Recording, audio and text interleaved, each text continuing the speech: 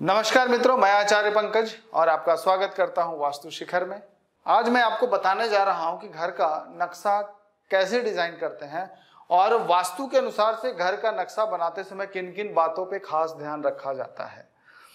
कई लोगों को नॉलेज नहीं होता और वो वास्तु को पूरे अच्छे तरह से समझते नहीं हैं और डायरेक्शन गलत समझ लेते हैं, या कई बार उनको डायरेक्शन सही निकालने नहीं आता और वो ईशान कोण, जो कोना दिखता है उत्तर पूरब का कोना, उसको कोना समझ के और वहीं पे मंदिर बना देते हैं। मतलब अपने अपने थोड़े से नॉलेज से वो पूरे घर का वास्तु डेवलप कर देते हैं, जिसका परिणाम ये होता है कि जाने अनजाने में ईशान कोण में शौचालय बन जाता है और उनको लगता है कि मेरे ईशान कोण में मंदिर बना हुआ है, क्योंकि उनको पता ही नहीं होता। कई बार बात करूं आर्किटेक्ट की, तो जितने भी व्यक्ति हमारे पास घर का नक्शा भेजते हैं और उनके घर में जब वास्तु दोष होता है और जब हम लोग कहते हैं, उनको बताते हैं कि भाई साहब ये तो आपने घर तो बनाया है, इतना पैसे खर्च किए, लेकिन आपका घर वास्तु के अनुसार से तो है ही नहीं। तो वो कहते हैं कि नहीं नहीं, ये मेरा घर वास्तु से बना था, आर्किटेक्ट ने कहा था वास्तु से बनाए थे। तो मैं बताता हूँ कहाँ कहाँ गलती होती है और कहाँ आर्किटेक्ट गलती करते हैं, या जो थोड़े बहुत नॉलेज से जो वास्तु के अनुसार घर बना देते हैं वो कहाँ गलती करते हैं, क्या कैलकुलेशन मिस्टेक होता है कि उनके घर में वास्तु दोष आ जाता है। लाखों रुपए खर्च करते हैं घर बनाते समय, करोड़ों रुपए खर्च करते हैं, लेकिन अल्टीमेटली वास्तु को इतना इजीली, इतना आसान समझते हैं और अपना ही दिमाग लगा के पूरा घर का डिजाइन कर देते हैं। तो अब हम इसके बारे में डिटेल जानेंगे, घर का नक्शा बनाते समय वास्तु का कैसे कैसे डिटेल में ध्यान रखा जाए। सबसे पहला जो स्टेप है वो है कि प्लॉट में सही तरीके से मेजरमेंट निकाला जाए। तो इसमें तो मिस्टेक कोई करता नहीं है, इतना सबको पता है कि जमीन को नापने के लिए लंबाई और चौड़ाई लेना है, ये मापन सही होना चाहिए और इस पॉइंट तक नॉर्मल सभी लोग सही करते हैं, यहाँ पे मिस्टेक उनका नहीं होता। सबसे जो ज्यादा प्रॉब्लम आता है सही दिशा का निर्धारण, यहीं पे सबसे ज्यादा मिस्टेक करते हैं लोग, क्योंकि उनको लगता है कि घर के बीच में खड़े हो जाते हैं तो अंदाजा से देखते हैं अच्छा सूर्य का डायरेक्शन ये है, तो क्या करते हैं वो सूर्य की तरफ फेस कर लेते हैं, तो ईस्ट हो गया, लेफ्ट हैंड पे नॉर्थ मान लेते हैं, राइट हैंड पे साउथ मान लेते हैं, पीछे वेस्ट हो गया और वो चार कोना निकाल लेते हैं। उनको लगता है कि ये तो आ गया वास्तु, अग्नि कोण में किचन हमने सुना ही है, ईशान कोण में मंदिर सुना ही है, और इस तरीके से पूरा घर का डिजाइन कर देते हैं और पता चलता है कि ना किचन अग्नि कोण में गया, ना ही मंदिर ईशान कोण में गया और ना ही उनको सही दरवाजा निकालने आया। और उसके बाद रहने के बाद उनको लगता है कि लाइफ में इतनी प्रॉब्लम क्यों आ रही है, क्यों इतना परेशान हो रहे हैं, तब फिर कॉल करते हैं। और क्योंकि घर बन चुका होता है और कई बार उनका फाइनेंशियल कंडीशन इतना खराब कर देता है घर कि फिर वो ना वास्तु करने के लायक हो जाते हैं और ना ही कुछ चेंज करने के लिए उनके पास फंड होता है, या कई बार इतने मेजर हेल्थ इश्यूज आते हैं कि वो परेशान ही रहते हैं और लास्ट में उनको घर छोड़ के जाना पड़ता है, परिस्थितियां इतनी खराब तक हो जाती हैं। तो मैं बताऊंगा आपको सही दिशा का निर्धारण कैसे करना है। फिर यहाँ पे मिस्टेक करते हैं, उनको ब्रह्मस्थान ही निकालने नहीं आता। सबसे आश्चर्य की बात है कि जब मैं कई जगह पे गया तो मैंने देखा कि लोग किचन के बीच में खड़ा होकर वास्तु निकाल रहे हैं, कि किचन के अंदर अग्नि कोण निकाल रहे हैं कि यहाँ पे चूल्हा रखेंगे और इस तरफ ईशान कोण वाला एरिया जो इधर पानी रखेंगे। कितनी नासमझी है लोगों का। वास्तु शास्त्र के अनुसार से वास्तु पुरुष के नाभि के स्थान पे, यानी कि पूरे घर का ब्रह्म स्थान से ही अवलोकन करना चाहिए कि किस दिशा में किस चीज का निर्माण होना चाहिए। तो लोगों को नॉलेज नहीं है और साथ में कुछ वास्तु शास्त्री जिनको नॉलेज नहीं है वो लोगों को मिसगाइड करते हैं और लोग सोचते हैं यही वास्तु है और फिर वो आगे उसी तरीके से गलत नॉलेज आगे तक फैलाते चले जाते हैं। तो पहली गलती थी इनकी कि सही डायरेक्शन नहीं निकालते, दूसरा ब्रह्म स्थान निकालने नहीं आता और चौथा उनको मर्म स्थान निकालने नहीं आता। मर्म स्थान यानी जैसे हमारे शरीर में कुछ पार्ट बहुत सेंसिटिव होते हैं, जैसे कि हमारे 7 चक्रास हैं, मस्तिष्क से लेकर रीढ़ की हड्डी तक, हमारा हृदय है, हमारा नाभि है, मूलाधार चक्र है, मस्तिष्क है, ये सब हमारे सेंसिटिव पॉइंट हैं। यहाँ पे जब भी भेदन होगा, किसी के मस्तिष्क में चोट लग जाए दिक्कत आती है, हृदय में चोट लग जाए दिक्कत आती है, मूलाधार चक्र के स्थान पे दिक्कत आ जाए, चोट लग जाए तो दिक्कत आती है। उसी तरीके से वास्तु पुरुष के शरीर में भी वो मर्म स्थान होते हैं और जब आप घर बनाते समय मर्म स्थान के जगह पे भेदन कर देते हैं, वहां पे छेद कर देते हैं, तो उससे क्या होता है, वास्तु पुरुष का शरीर खराब होता है और जो ऊर्जा का निर्माण होना चाहिए वो नहीं हो पाता, जिसकी वजह से घर में वास्तु दोष आते हैं। तो स्टेप बाय स्टेप हम लोग अब एक एक करके आगे की ओर बढ़ेंगे। सबसे पहले मेजरमेंट की बात कर रहा हूँ, लोग क्या गलती करते हैं। मान लीजिए ये प्लॉट है 40 फीट इंटू 80 फीट, 40 बाई 80 का प्लॉट है, लेकिन वो पूरे में घर नहीं बनाते, वो क्या करते हैं कि 35 फीट बाई 50 फीट के बीच में वो घर बना रहे हैं। अब बहुत सारे वास्तुशास्त्री को हमने देखा कि वो क्या करेंगे, पूरे का ब्रह्म स्थान निकालेंगे, यानी इस कॉर्नर से उस कॉर्नर का, और उसके अनुसार से डिसीजन लेंगे कि कहाँ अग्नि कोण होगा, कहाँ ईशान कोण होगा, कहाँ मंदिर बनना चाहिए, कहाँ किचन बनना चाहिए। मैं कहता हूं ये तो आपका आउटर लाइन है, ये बाउंड्री लाइन है आपके घर का। आप इस बीच में तो कंस्ट्रक्शन कर ही नहीं रहे हैं, आप तो जो मेन घर है आपका, जो दीवार खड़ा कर रहे हैं, वो तो ये वाला लाइन है। तो जब इस लाइन पे आप दीवार खड़ा कर रहे हैं, मैंने पहले भी आप लोगों को बताया है कि जैसे जैसे हम घर के निर्माण करते हैं, जैसे जैसे हम दीवार को ऊपर की तरफ बढ़ाते हैं और फिर कवर करते हैं, छत डालते हैं, उसी तरीके से 45 देवी देवता का धीरे धीरे निर्माण होता है। तो जो सिर्फ 6 फीट या 7 फीट का बाउंड्री दे देने से सभी देवी देवता का निर्माण नहीं होता।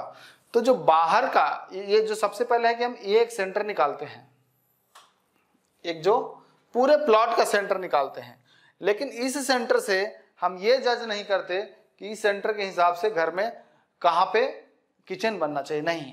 जमीन के नीचे जैसे बोरवेल करना हो, सेप्टिक टैंक बनाना हो, अंडरग्राउंड वाटर टैंक बनाना हो, हार्वेस्टिंग सिस्टम लगाना हो, चैम्बर बनाने हो, इस तरह की जमीन के नीचे की जो एक्टिविटी है, उसके लिए तो हम पूरे प्लॉट का सेंटर निकाल के और फिर क्रिएट करते हैं। लेकिन क्या होता है, हमें तो 16 दिशा निकालने हैं, तो उन 16 डायरेक्शन निकालने के लिए ये जो जितने दूर में हम कंस्ट्रक्शन करेंगे घर का, उसका ब्रह्म स्थान निकालना चाहिए। तो जैसे अगर हमें निर्माण करना है 50 फीट बाई 35 फीट के जमीन में, तो हम इसी का सेंटर निकालेंगे और इसी के सेंटर से जज करेंगे कि कहाँ पे नॉर्थ आएगा, कहाँ पे साउथ आएगा, कहाँ ईस्ट आएगा, कहाँ वेस्ट होगा, है ना, कहाँ नॉर्थ ईस्ट आएगा, फिर कहाँ पे साउथ वेस्ट होगा, साउथ ईस्ट होगा। ये सभी डायरेक्शन जो जजमेंट करेंगे, और ये नॉर्थ वेस्ट होगा। तो कुल मिला के जो 8 दिशा है, लेकिन इसके बाद हम 8 दिशा और निकालते हैं जो सब डायरेक्शन कहलाता है। तो वो मैं आगे बताऊंगा कि कैसे सब डायरेक्शन निकालते हैं। तो जो ब्रह्म स्थान सेलेक्ट करने की अभी जो बात है, वो ब्रह्म स्थान हमें हमेशा उस पार्ट का निकालना चाहिए जिस पार्ट में हम मेन दीवार देके और छत डालने वाले हैं, उसी का ब्रह्म स्थान निकाल के फिर हम सारा का सारा मेजरमेंट करते हैं। तो जो सबसे पहली गलती होती है, लोगों को ब्रह्म स्थान निकालते समय निकालने नहीं आता। कई बार कुछ घर ऐसे होते हैं जिसका कॉर्नर कटा होता है, कई हमने ऐसे घर देखे हैं जिसका कुछ कॉर्नर का पार्ट जो है वो बना होता ही नहीं है। तो उस समय लोगों को ब्रह्म स्थान निकालने नहीं आता। या कई बार क्या करते हैं लोग, बालकनी को भी सेंटर में ले लेते हैं, यानी बालकनी को भी ब्रह्म स्थान में काउंट कर देते हैं। मान लीजिए घर है, अब इस घर में ये वाला पार्ट नहीं बना हुआ है, ये खाली है, और इस पार्ट में कंस्ट्रक्शन हो रखा है, ये जो पार्ट है यहाँ पे कंस्ट्रक्शन हो रखा है। तो जब हमें सेंटर निकालने की जरूरत होगी तो जनरली लोग क्या करते हैं, सेंटर ये इसको इंक्लूड करके निकालते हैं, जो कि गलत होता है। आपको ऐसे प्लॉट में सेंटर निकालने के लिए पहले ये देखना चाहिए कि जितना पार्ट में कंस्ट्रक्शन नहीं है ये, और जितना पार्ट में कंस्ट्रक्शन हुआ है, ये दोनों में किसकी ज्यादा लंबाई है। अगर ये देखने में साफ पता चल रहा है ये प्लॉट छोटा है, तो हमें इस कंडीशन में एक सीधी लाइन डाल के और फिर ब्रह्म स्थान हमें इस कोने से इस कोने के बीच में निकालना चाहिए। इस पार्ट को बढ़ा हुआ पार्ट मानेंगे, ना कि इसको कटा हुआ पार्ट मानेंगे, क्योंकि कटा हुआ पार्ट ज्यादा है तो इसको हम कैलकुलेट नहीं करेंगे। और साथ में हम ये जो बढ़ा हुआ पार्ट है इसको एक्सटेंशन मान के फिर इसका ब्रह्म स्थान निकाल के हम 16 डायरेक्शन को निकालेंगे। तो ये था ब्रह्म स्थान निकालने का तरीका जो लोग गलत करते हैं। फिर डायरेक्शन निकालना, लोगों को डायरेक्शन निकालने नहीं आता। दूसरी जो सबसे बड़ी समस्या है कि घर का डायरेक्शन कहाँ आ रहा है, नॉर्थ कहाँ है, वो निकालने नहीं आता। तो उसको निकालने का सबसे अच्छा जो तरीका होता है वो होता है, हम सैटेलाइट से निकाल सकते हैं, गूगल अर्थ की सहायता से निकाल सकते हैं। जैसे अब ये एक प्लॉट है, ये आपका एक प्लॉट बना हुआ है। अब इस प्लॉट में नॉर्थ देखना है कि नॉर्थ किधर है। तो ये तो साफ पता चल रहा है कि नॉर्थ ऊपर की तरफ मार्क किया हुआ है यहाँ पे। तो नॉर्थ जब ऊपर की तरफ मार्क किया हुआ है तो हमें तो इतना तो पता है कि ये एरिया जो है वो नॉर्थ है। लेकिन क्या एग्जैक्ट इतना डिस्टेंस, मान लीजिए कि ये 60 फीट है, तो ये 60 फीट का जो एरिया है, इस 60 फीट में नॉर्थ एग्जैक्टली कहाँ आएगा? और जब तक नॉर्थ सही नहीं निकालेंगे तो नॉर्थ ईस्ट कैसे सही निकलेगा, साउथ ईस्ट कैसे सही निकलेगा, हम साउथ में जो पितरों की एनर्जी होती है वो कैसे सही निकाल पाएंगे? तो नॉर्थ निकालने के लिए हम लोग सैटेलाइट का यूज करेंगे। और एक जो तरीका होता है, जैसे येलो लाइन जो आप देख रहे हैं सीधे ऊपर की तरफ खींचा हुआ है, इसके खींचने के बाद यहाँ पे डिग्री लिखा आता है जो कि 349 डिग्री है। यानी मैं ये कहूंगा कि इस घर के अंदर जो नॉर्थ की डायरेक्शन है वो 3, 4 और 9 डिग्री है, यानी नॉर्थ सीधा नहीं है। अगर मैं इसको सेंटर क्रिएट करूं तो नॉर्थ जो है वो 349 डिग्री, इसका मतलब नॉर्थ जो है वो टेढ़ा होगा, वो इस तरफ होगा, ये वाले पार्ट में आएगा। क्योंकि इसका मतलब क्या होता है, पूरा जो नॉर्थ होता है वो 0 डिग्री आता है, यानी कि 360 डिग्री आता है।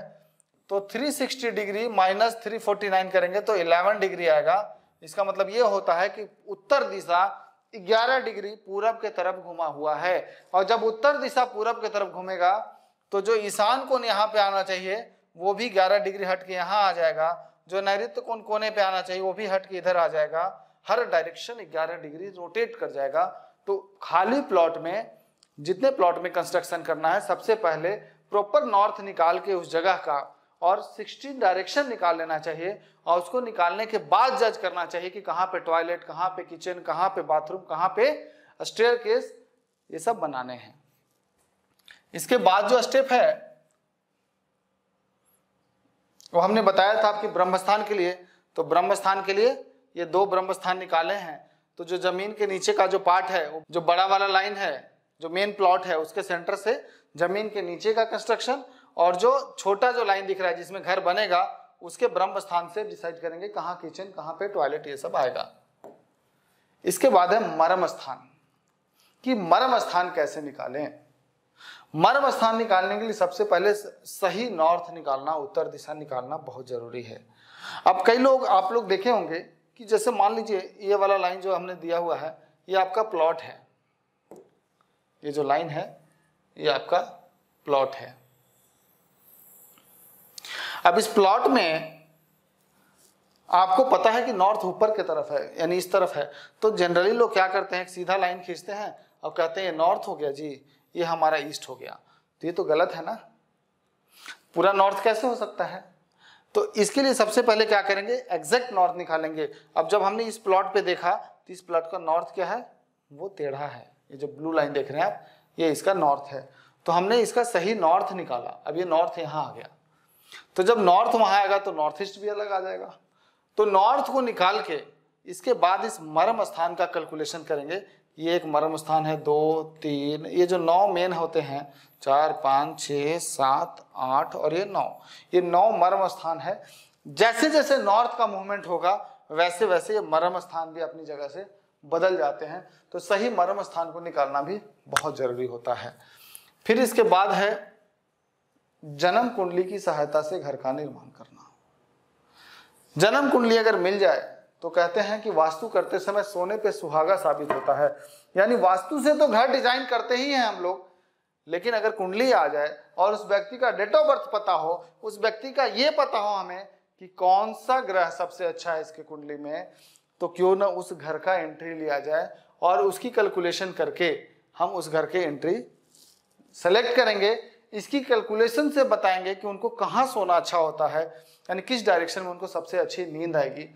तो उसके लिए हम लोग पहले कृष्ण मूर्ति पद्धति, यानी जो भावचरित कुंडली होता है, उसको स्टडी करते हैं। इससे निकालते हैं सबसे पहले कि सबसे अच्छा ग्रह कौन है। फिर इसको और डेप्थ में जाने के लिए फिर हम ये जो 12 घर हैं, इन 12 घर के सबलॉट देखते हैं कि कौन सा सबलॉट कौन से हाउस का क्या सबलॉट आ रहा है। फिर इन्हीं सबलॉट का कॉम्बिनेशन देखते हैं। जैसे यहाँ पे अगर मैं देखता हूं तो इस कुंडली में लग्न का मालिक गुरु है, यानी गुरु यानी उस व्यक्ति का गुरु उसकी पर्सनालिटी है, लग्न यानी उसकी पर्सनालिटी ही गुरु है। अब मैं कुंडली में देखूंगा गुरु बैठा कहाँ है, तो गुरु बैठा लाभ के भाव में है, यानी जहां प्रॉफिट का घर होता है वहां बैठा है। असेंडेंट का लॉर्ड बैठा है प्रॉफिट के हाउस में, 11th हाउस में। फिर मैं देखूंगा कि कुंडली में गुरु कौन कौन से घर से संबंध रखता है। फिर मैं देखूंगा चौथा घर, यानी चौथा घर प्रॉपर्टी सुख का घर होता है, उसका सब लॉर्ड गुरु है। आपका 11वां घर जो कि प्रॉफिट का घर होता है, डबल देखिए, यहां भी गुरु और यहां भी गुरु, यानी 3 जगह पे गुरु बहुत स्ट्रांग आ रहा है। अब मैं कुंडली की बात करूं तो कुंडली में भी जुपिटर बहुत स्ट्रांग है, 1 4 11। ये जो कॉम्बिनेशन होते हैं 11वां घर, चौथा घर और दूसरा घर, ये अगर आपको शायद ये एस्ट्रोलॉजी समझ में कम आए, बट मैं ये कह सकता हूं कि इस कुंडली में गुरु बहुत ही अच्छा और बहुत ही स्ट्रांग है। तो जब ऐसे व्यक्ति का घर का निर्माण करते हैं तो हम लोग ईशान कोण को और स्ट्रांग करते हैं वास्तु की सहायता से। ईशान कोण की एनर्जी को इतना स्ट्रांग बनाते हैं कि जब वो उस घर में जाए व्यक्ति, तो गुरु जितना नॉर्मल कुंडली में फल देता है उसे डबल फल मिलने लगे, यानी कि गुरु का प्रभाव जो कुंडली में प्रभाव है उसे दुगना फल देगा। और क्योंकि अच्छा प्रभाव है इसलिए उसको जीवन में और ज्यादा प्रोस्पेरिटी, और ज्यादा सफलता, और ज्यादा अध्यात्म और मेडिटेशन ये घर में जाते ही उसको होने लगेगा। तो इस तरीके से जन्म कुंडली की सहायता से बनाते हैं। फिर आती है बात कि अब तो हमने जन्म कुंडली देख के डिसाइड किया घर का मुख्य दरवाजा कहां होना चाहिए। नॉर्मल वास्तु से भी निकाल सकते हैं, लेकिन कुंडली से और एक्यूरेट निकाल सकते हैं जो उसके लिए फेवरेबल हो। दूसरा सेंटर निकालने के लिए आ गया। अब बात है कि 16 डायरेक्शन कैसे निकाला जाए और कैसे जज किया जाए कि कहां क्या क्या बनेगा। अब आप ध्यान से देखिए कि ये नॉर्थ डायरेक्शन है, ये जो लाइन है नॉर्थ सीधा नहीं है, ये टेढ़ा हो गया है। यानी हम लोग कहेंगे कि इस कुंडली में नॉर्थ स्ट्रेट है जो कि लगभग 19 से 20 डिग्री के आसपास आएगा। तो हमने निकाला कि 20 डिग्री नॉर्थ है, तो नॉर्थ 20 डिग्री अगर यहाँ पे आ रहा है तो ऑटोमेटिक है कि 0 डिग्री जो नॉर्थ होता है वो यहाँ से 20 डिग्री पश्चिम की तरफ मूवमेंट हो गया। अब इस देखिए इस तरह के प्लॉट होंगे आप या देखे होंगे, या शायद आपके घर में भी ऐसा प्लॉट हो, या शायद आपका घर भी ऐसा ही हो। अब आप ध्यान से देखिए इसका ईशान कोण कहां है, इसका ईशान कोण यहां पे है। ये वाला पार्ट जो है वो ईशान कोण है, नॉर्थ ईस्ट। ये नॉर्थ ईस्ट हो गया। लेकिन लोग क्या सोचते हैं कि उत्तर इधर है और ये पूरब इधर है, तो ये ईशान कोण यहां पे आएगा। ये सबसे बड़ा उनका भ्रम है कि ईशान कोण उस कोने में जाएगा। नहीं, ईशान कोण यहां आएगा, क्योंकि जब 0 डिग्री यहां हुआ तो 45 डिग्री यहां पे आएगा, तो ईशान कोण यहां हो गया। वैसे ही लोग सोचते हैं अब इसके हिसाब से अग्निकोण कहां जाएगा, तो अग्निकोण कोने में चला जा रहा है। ये हमने एक डिजाइन बनाया था, एक व्यक्ति का निकाल रहे थे कि कहाँ पे क्या क्या बनाना होता है, क्योंकि इसी तरीके से डिजाइन निकाल के हम लोग अपने आर्किटेक्ट को देते हैं और फिर उनको गाइड करते हैं कि इस तरीके से प्लॉट है और यहाँ पे ये चीज बनेगा, इसके अनुसार से आप एक अच्छा सा मैप डिजाइन करें। और फिर उसके बाद वेरीफाई करने के बाद, एक एक मर्म स्थान चेक करने के बाद, ब्रह्म स्थान चेक करने के बाद तब फाइनलाइज करते हैं कि हाँ जी ये नक्शा जो है वो क्लाइंट के लिए सही है। फिर उसको आगे प्रोसेस करते हैं।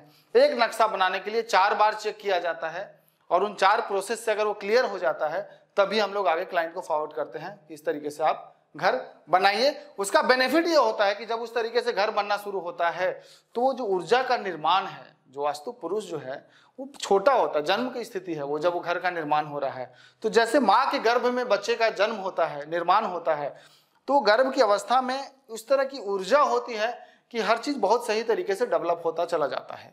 अगर वही एनर्जी खराब हो जाए तो कई बार बच्चा हैंडीकैप्ड हो जाता है, कई बार मेंटल प्रॉब्लम आने लगती है। उसी तरीके से जब हम एक घर का निर्माण करते हैं तो क्या होता है, एक वास्तु पुरुष का एक छोटा रूप यानी एक बच्चे का निर्माण कर रहे हैं, और वो निर्माण की प्रक्रिया अगर सही तरीके से की गई, वास्तु को फॉलो करके किया गया, तो एक ऐसा ऊर्जा का क्रिएशन होता है, एक ऐसा एनर्जी का क्रिएशन होता है जिसमें ना आपको पैसे की दिक्कत की वजह से काम रुकेगा, ना ही लेबर प्रॉब्लम की वजह से रुकेगा, और ना ही कोई लिटिगेशन या कोई बाहरी दबाव या कोई परेशानी आएगी घर बनते समय।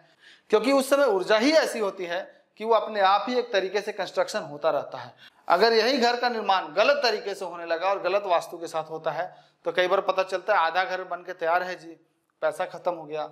घर बना रहे थे, पड़ोसी ने लिटिगेशन लगा दिया, केस कर दिया, आप स्टे लग गया। कभी बना रहे थे तो फंड की दिक्कत आ गई, कभी लेबर की प्रॉब्लम आ गई, कभी मिस्त्री ही नहीं आता, कभी घर बनाते बनाते कोई पार्ट गिर जाता है, कभी कोई दुर्घटना हो जाती है। इस तरह की कई सारी समस्याएं आती हैं और घर के निर्माण में बाधा आने लगती है। ऐसा तब होता है जब उस घर का निर्माण अकॉर्डिंग टू वास्तु नहीं होता है। तो आप ये समझे कि ये ईशान कोण हो गया। अब सोचिए, आप सोचते होंगे कि साउथ वेस्ट तो यहाँ आएगा जी, क्योंकि ये तो वेस्ट डायरेक्शन है और ये साउथ वेस्ट होना चाहिए, लेकिन ऐसा नहीं है। अगर आप इस नक्शे को ध्यान से देखें तो साउथ वेस्ट कहाँ पे है, तो ये वाला पार्ट साउथ वेस्ट है। यानी आप सोचिए कि कॉर्नर से ये 21 फीट के बाद साउथ वेस्ट शुरू हो रहा है, 21 फीट कोने से छोड़ के।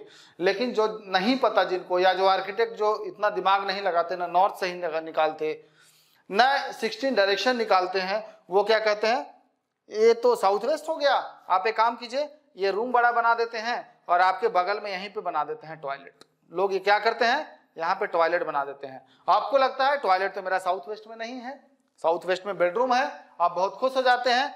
बाद में पता चलता है जब आप इस घर में गए तो घर में अनहोनी होनी शुरू हो गई, लगातार कुछ बीमारियां आने लगी, कई बार डेथ की सिचुएशन आने लगी, कई बार रिलेशन खराब होने लगे, कई बार घर में दुर्घटनाएं होने लगती है, कई बार घर में मेल मेंबर जो बड़े होते हैं उनकी डेथ होने लगती है, और कई पितृदोष की वजह से जितनी प्रॉब्लम्स आती हैं, ओवरऑल बेबी प्रॉब्लम हो या हेल्थ इश्यूज हो या कैंसर से रिलेटेड इश्यूज हो या घर में माहौल खराब हो जाना, एक नेगेटिव माहौल का बन जाना, तो वो साउथ वेस्ट से होता है। लेकिन आपको तो पता ही नहीं होता कि आपके साउथ वेस्ट में टॉयलेट है, आपको तो लगता है कि साउथ वेस्ट में कमरा है, और आप भी बहुत खुश हो जाते हैं कि आर्किटेक्ट ने तो हमें बहुत अच्छे से नक्शा बना के दिया है। इसलिए हमें टॉयलेट बनाते समय कहाँ बनाना है इस चीज का बहुत ध्यान रखने की जरूरत है। ये पश्चिम दिशा है, ये वेस्ट डायरेक्शन है, कोने पे वेस्ट जा रहा है। जब नॉर्थ मूवमेंट करेगा तो वेस्ट कोने पे चला गया, और साउथ वेस्ट देख रहे हैं बीचों बीच आ रहा है। तो जब तक इसका कैलकुलेशन नहीं करेंगे कैसे जज करेंगे कि इस दिशा में क्या बना रहे हैं। इसलिए toilet, bathroom, kitchen, stairs, main entrance, ये सारा कैलकुलेशन हमें इस ग्राफ पे करना होता है। इसके बाद फिर आर्किटेक्ट आगे का कार्य करते हैं। इसके बाद फिर हम लोग, अब ये घर है, उसी नक्शे पे घर डिजाइन किया हमने, अब ये घर बन के तैयार है। इसमें 16 दिशा है, नॉर्थ की एंट्री है। अब देखिए घर बना है, ये एंट्री हम मैक्सिमम से मैक्सिमम यहां तक ले जा सकते थे, तो हमने कोशिश किया और इसको नॉर्थ का चौथा दरवाजा दे दिया। ये नॉर्थ का N4 चौथा दरवाजा है। इस घर पे हमने 16 दिशा निकाल के वास्तु किए हैं। अब आप सोच रहे हो कि सेंटर यहां क्यों आया, ये नीचे की तरफ क्यों जा रहा है, ऊपर खाली क्यों है। तो मैं आपको बता दूं कि ये वाला पार्ट जो है ये खुला हुआ है, ये जो पार्ट है ये ओपन पार्ट है, कार पार्किंग के लिए जगह है। तो अगर हम यहां से कैलकुलेट करते हैं उसको लास्ट तक, तो 50% से कम हिस्सा कवर्ड है। इसलिए सेंटर निकालने के लिए हम लोग सिर्फ एक सीधी लाइन खींच के और इस पार्ट के बीच का ही पार्ट लिया है। इस पार्ट को हमने सेंटर में नहीं लिया है, ये एक्सटेंशन पार्ट माना जाएगा। तो हमने ब्रह्मस्थान निकाला, ब्रह्मस्थान निकालने के बाद 16 डायरेक्शन निकाल दिए। ये नॉर्थ हो गया, ये नॉर्थ ईस्ट हो गया, ये नॉर्थ ईस्ट हो गया। ये देखिए नॉर्थ ईस्ट आ रहा है, यहाँ पे हमने फिर टेम्पल लगाया। अब आप सोचते होंगे ईशान कोण हमारा तो कोने में है, लेकिन नहीं, ये ईशान कोण एक्चुअल में यहाँ है और नॉर्थ के तरफ खुला होना चाहिए। एक तो दरवाजा 4th हो गया, प्लस में नॉर्थ ओपन हो गया। फिर इसके बाद ये आपका गेस्ट रूम कहें या ड्राइंग रूम कहें, एक सिटिंग एरिया बन गया। एक एंट्री और डालनी थी इनको कि हमें एक और एंट्री चाहिए घर में आने के लिए, गेस्ट रूम के लिए। तो देखिए हमने क्या किया, ईस्ट का तीसरा दरवाजा ले लिया, E3। अब ये E3 की एंट्री हो गई, ये N4 की एंट्री हो गया। और हमने क्या किया, किचन ले लिया अग्नि कोण में। अब ये देखने में लगता है कि ये साउथ फेसिंग है, लेकिन इसको हम लोग इंप्रूवमेंट करके ईस्ट फेसिंग कर सकते हैं या साउथ फेसिंग भी बना लेंगे तो चलेगा। लेकिन ये ध्यान रखना जरूरी है कि ये साउथ ईस्ट में होना चाहिए, ना कि गलत जगह पे। और हम दूसरी तरीके से सेटिंग करके इस चूल्हे को हम सीधा भी लगा सकते हैं यहाँ पे, जो कि ईस्ट फेसिंग हो जाएगा। लेकिन ये टॉयलेट साउथ ईस्ट में नहीं आना चाहिए। गलती से टॉयलेट साउथ ईस्ट में आ गया तो पूरा का पूरा फाइनेंशियल सिस्टम को डिस्ट्रॉय कर देगा। इसके बाद अभी वेस्ट नॉर्थ वेस्ट में टॉयलेट सबसे अच्छा होता है, क्योंकि डिप्रेशन जोन होता है। तो फिर हमने एक टॉयलेट जो है वो WNW में डाल दिया। एक छोटी सी गलती, एक छोटा सा मिस्टेक अगर एंगल निकालने में सिर्फ गलत हो जाए ना, तो पूरा घर का वास्तु खराब हो जाता है। एक छोटी सी मिस्टेक, अगर इस ब्रह्म स्थान को जाने अनजाने में कई लोग सोचते हैं कि अच्छा ये पार्ट घर बन रहा है, इतना बन रहा है, तो सेंटर कहाँ निकालेंगे, यहाँ निकालेंगे, क्योंकि यहाँ से यहाँ के बीच का सेंटर ये आएगा। इसके हिसाब से अगर यहाँ सेंटर निकालेंगे तो इस हिसाब से आप सोचिए कि इसके बाद ये टॉयलेट चला जाएगा वेस्ट डायरेक्शन में। और अगर ये टॉयलेट वेस्ट में चला गया तो शनि खराब होगा पूरा। फिर अगेन आप जो भी जीवन में कार्य करेंगे, शनि का काम है कर्मों का फल देना, तो जो भी आप कार्य करेंगे उसका फल नहीं मिलेगा। मेरा ये इतना समझाने का मतलब ये था कि जो आप लोग घर बनाते हैं तो आपको अवेयर होना चाहिए कि सामने वाला वास्तु कंसल्टेंट जिसको आपने सेलेक्ट किया अपने घर बनाने के लिए, या जो आर्किटेक्ट कहता है कि मैं आपका घर वास्तु के अनुसार बना के दूंगा, क्योंकि उनके प्रोफेशन पे ये बात आ जाती है। अगर कोई आर्किटेक्ट कहता है कि जी हम तो वास्तु को फॉलो नहीं करते या वास्तु के अनुसार से घर नहीं बना सकते, तो क्लाइंट क्या करता है, फिर उसको काम नहीं देता। अगर वो ईमानदारी से अगर सही सही बोले तो क्लाइंट उसको काम देता ही नहीं। वैसा कंसल्टेंट ढूंढता है, जो आर्किटेक्ट ढूंढता है जिसको वास्तु की नॉलेज हो, और वैसे मिलेंगे नहीं, रेयर ही मिलेंगे। तो इस वजह से वो ना नहीं बोलता। वो लोगों की गलती होती है जो चाहते हैं कि एक आर्किटेक्ट हमारा वास्तु भी देख दे और उसी फीस में नक्शा भी बना दे और सारा काम सस्ते में निपट जाए। इस चक्कर में उनका पूरा घर खराब हो जाता है। मैं आपको हजारों नक्शा दिखा सकता हूं जो आर्किटेक्ट डेवलप करते हैं। ऐसे नहीं कि बहुत बड़े बड़े आर्किटेक्ट भी, उनको क्या चाहिए, आर्किटेक्ट को चाहिए सुविधा के अनुसार से जगह निकालना, कि रूम कैसे अच्छा निकाल सकते हैं, हॉल कैसे अच्छा बन सकता है, दरवाजा देखने में कितना सुंदर लगेगा, बाहर का लेआउट कितना अच्छा लगेगा। वो आपके लिए अट्रैक्टिव घर का निर्माण करते हैं, आपके लिए अट्रैक्टिव नक्शा बनाते हैं और आप भी खुश हो जाते हैं। क्योंकि वास्तु को अगर वो फॉलो करेंगे तो उनको 5 नक्शा बनाने में जितना मेहनत लगता है उतना उनको 1 नक्शा बनाने में मेहनत लगेगा, अगर वास्तु को अगर सही तरीके से फॉलो किया जाए। तो हम लोग जब नक्शा डिजाइन करवाते हैं तो कम से कम 4-5 प्रोसेस अपनाना पड़ता है, 4-5 बार चेक करते हैं। कभी कोई एरर निकलता है, कभी कोई एरर निकलता है, सुधारते जब तक फाइनल नहीं होता तब तक डिलीवर नहीं करते। क्योंकि हर चीज को बैठाना है ना। अब मान लीजिए रूम के साथ टॉयलेट की जगह नहीं बन रही है तो वो तो कहीं भी निकाल देंगे ना, उनको क्या फर्क पड़ता है ईशान कोण में जाता है कि अग्नि कोण में जाता है। बट हमें तो ध्यान रखना पड़ता है कि नहीं, इस तरीके से निर्माण करना है कि पॉट गलती से भी पश्चिम में भी ना जाए और गलती से नॉर्थ की तरफ ना जाए, उसको बचा के बीच में शौचालय का निर्माण करना है। आज के समय में घर में 6-6 टॉयलेट होते हैं, 4-4 टॉयलेट होते हैं। अब इतने बड़े एरिया में 4 टॉयलेट की जगह निकालनी है तो 4 टॉयलेट के लिए आपको बहुत मुश्किल हो जाता है जगह सेलेक्ट करना। क्योंकि कहीं भी रूम के साइड में अटैच करते हैं तो कभी कभी वो ईशान, कभी नैऋत्य, कभी अग्नि में जाने लगता है। इसलिए इसमें बनाने में मेहनत बहुत जाता है। इसीलिए हम लोग जो क्लास शुरू किए हैं उसमें प्रयास कर सकते हैं कि जितना आर्किटेक्ट को ज्वाइन करें, जितना ज्यादा इंटीरियर डिजाइनर क्लास को ज्वाइन करें, कि वो एक्चुअल में सीख पाए, एक्चुअल में समझ पाए इस रहस्य को, इस वास्तु को, रहस्य को, और उसी तरीके से वो घर का डिजाइन कर पाए। तो आज के लिए इतना ही, धन्यवाद।